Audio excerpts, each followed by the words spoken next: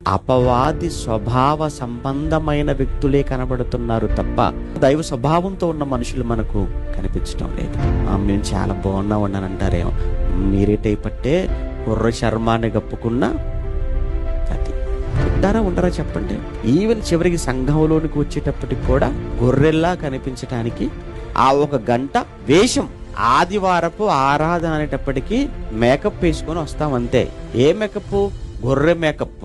అంటే గొర్రెనగానే ఎంత వినయం, సాధు, విధేయత, ఏమి అమాయక జీవి అన్నట్లుగా ఎలా అయితే మనం అనుకుంటామో సేమ్ ఆ టైపులో వచ్చి ఒక గంట 2 గంటలు గొర్రెలా ఉంటాం. ఆ తర్వాత అంత తొడేలే. ఇప్పుడు ఒక గంట 2 గంటలు ఉన్నందుకు గొర్రెనాలా, మిగతా రోజుల్లో తొడేలుగా మారినందుకు నేను తొడేలే అనాలి.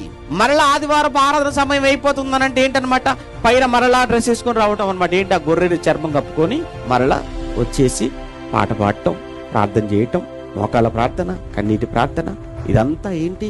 వేషం. సమాజం ఎలాగో అలానే ఉందండి. చివరికి సంఘం కూడా అలా అయిపోతే ఎలా చెప్పండి?